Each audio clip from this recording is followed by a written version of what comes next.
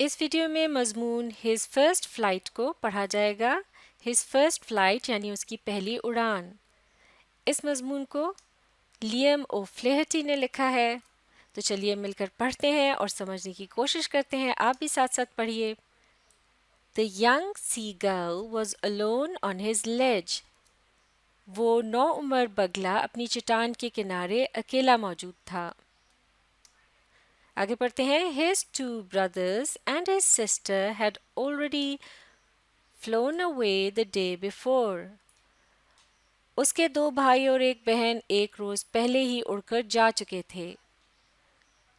He had been afraid to fly with them. وہ ان کے ساتھ اڑ کر جانے سے ڈر رہا تھا. اب آگے پڑھتے ہیں. Somehow, when he had taken a little run forward to the brink of the ledge, یعنی کچھ یوں ہوا کہ جوں ہی اس نے آگے کی جانب کو دوڑ لگائی چٹان کے کنارے تک پہنچنے کی غرض سے. And attempted to flap his wings, اور کوشش کی اپنے پروں کو حرکت دینے کی. He became afraid, وہ ڈر گیا. آگے پڑھتے ہیں. The great expanse of sea stretched down beneath, یعنی وہ وسیع و عریض سمندر جو تھا اس کے نیچے کی جانب کو پھیلا ہوا تھا. And it was such a long way down, اور وہ اس قدر نیچے کی جانب تھا بہت دور دکھائی دے رہا تھا. Miles down, میلوں دور. He felt certain that his wings would never support him. اسے اس بات کا یقین ہو چلا تھا کہ اس کے پر اس کی مدد نہیں کر پائیں گے. So he bent his head and ran away back to the little hole under the ledge where he slept at night. لہٰذا اس نے اپنے سر کو جھکایا اور وہ بھاگ کر اپنی چٹان کے نیچے اس چھوٹے سے سوراخ میں جا گھسا جہاں وہ رات کو سویا کرتا تھا. Even when each of his brothers and his little sister, جبکہ اس کے دونوں بھائی اور اس کی ایک چھوٹی بہن, whose wings were far shorter than him, کہ جن کے پر اس کے پروں سے خاصے چھوٹے تھے, ran to the brink, وہ دوڑ کر اس چٹان کے کنارے تک گئے. Flapped their wings, اپنے پروں کو حرکت دی. And flew away, اور اڑ کر دور چلے گئے. He failed to muster up courage to take that plunge which appeared to him so desperate.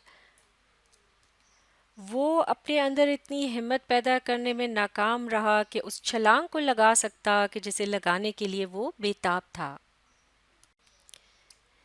His father and mother had come around calling to him shrilly.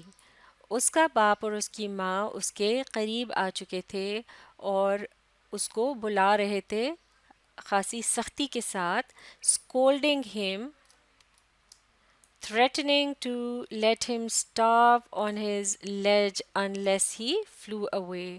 اور وہ اس کو ڈانٹ بھی رہے تھے اور اس کو ڈرا رہے تھے کہ وہ اس کو اسی چٹان پر بھوکا مرنے کے لیے چھوڑ دیں گے اگر اس نے ان کے ساتھ اڑنے کی کوشش نہ کی. But for the life of him he could not move.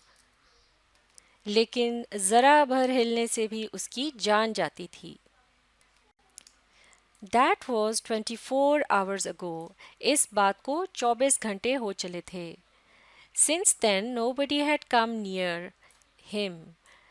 تب سے لے کر اب تک کوئی بھی اس کے قریب نہیں آیا تھا.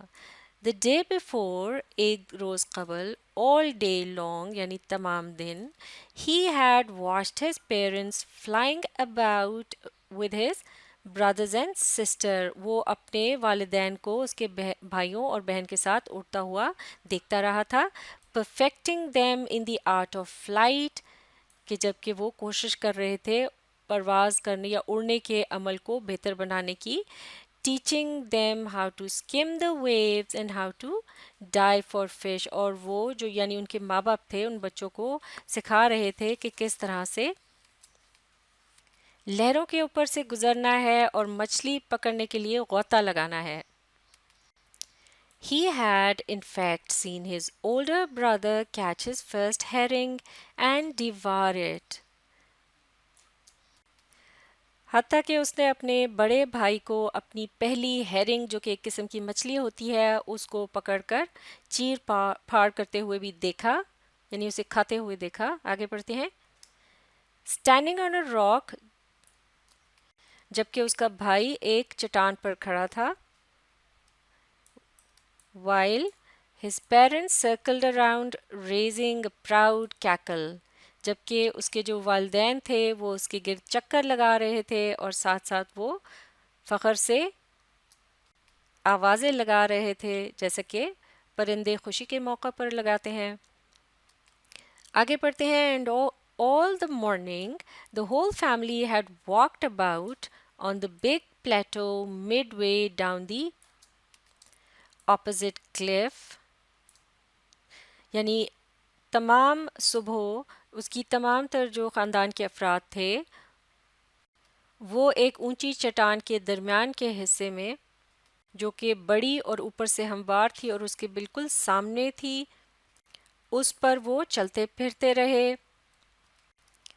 laughing at his cowardice، اور ساتھ ہی وہ اس کی بزدلی پر ہنستے رہے. The sun was now ascending the sky. سورج اب آسمان میں اوپر کی جانب کو بڑھ رہا تھا. blazing warmly on his ledge that faced south، جبکہ اس کی تپش جو ہے اس چٹان پر محسوس ہو رہی تھی کہ جس پر یہ پرندہ موجود تھا، جیسے کہ اس چٹان کا جو رخ ہے وہ جنوب کی جانب تھا. آگے پڑھتے ہیں. He felt the heat because he had not eaten since the previous nightfall. وہ سورج کی گرمی کو محسوس کر رہا تھا کیونکہ اس نے پچھلی رات سے کچھ نہیں کھایا تھا. Then he had found a dried piece of mackerel's tail at the far end of his ledge. Mackerel ایک قسم کی مچھلی کو کہتے ہیں، تو اس کی دم کا سوکھا ہوا ایک حصہ اس کو ملا تھا جو کہ چٹان کے بالکل آخری سرے پر پڑا تھا. Now there was not a single scrap of food left. اب کھانے کو ایک ٹکڑا تک نہ بچا تھا. He had searched every inch یعنی اس نے ایک ایک انچ کا جائزہ لیا تھا. Rooting among the rough dirt-caked straw nest where he and his brothers and sister had been hatched. اس نے اس گھاس بھوس کے مٹی سے اٹے ہوئے گھونسلے کی خوب کھدائی کی تھی، اس میں تلاش کرنے کی کوشش کی تھی کہ جہاں اس کے بھائی اور اس کی بہن پیدا ہوئے تھے. He even gnawed at the dried pieces of eggshell. اس نے سوکھے ہوئے انڈے کے چھلکوں کو بھی چبانے کی کوشش کی تھی. It was like eating part of himself. اور ایسا کرتے ہوئے اسے ایسا محسوس ہوا تھا جیسے وہ اپنا ہی کوئی حصہ کھا رہا ہو. He had then trotted back and forth from one end of the ledge to the other. اس کے بعد اس نے اس چٹان کے ایک سرے سے دوسرے سرے تک چکر کاٹنے شروع کیے تھے. His long grey legs stepping daintily. اس کی پتلی لمبی سلیٹی رنگ کی ٹانگیں بڑی نزاکت سے چل رہی تھیں. Trying to find some means of reaching his parents without having to fly. اور وہ کوشش کر رہا تھا کسی طرح سے وہ اڑے بغیر اپنے والدین تک پہنچ سکے. But on each side of him the ledge ended in a sheer fall of precipice. لیکن اس کے دونوں ہی اطراف میں وہ جو چٹان تھی بہت کھڑی چٹان تھی اور بالکل سیدھ میں نیچے کو ڈھلکی ہوئی تھی. With a sea beneath، جبکہ اس کے نیچے سمندر تھا. And between him and his parents there was a deep wide chasm. اور اس کے والدین اور اس کے درمیان بہت ہی گہری اور چوڑی کھائی تھی. Surely he could reach them without flying if he could only move northwards along the cliff face. यकीनन वो उन तक बगैर उड़े पहुंच सकता था सिर्फ अगर वो उस चट्टान के सामने की तरफ से शुमाल की जानिब को जा पाता. But then on what could he walk? लेकिन फिर वो किस चीज़ पर चलकर जाता? There was no ledge, यानी वहाँ पर कोई चट्टान मौजूद नहीं थी. And he was not a fly, और वो कोई मक्खी नहीं था कि वो उड़ पाता. And above him he could see nothing, और अपने ऊपर उसे कुछ भी दिखाई नहीं दे रहा था. The precipice was a sheer माफ कीजिएगा, the precipice was sheer and the top of it was perhaps farther away than the sea beneath him.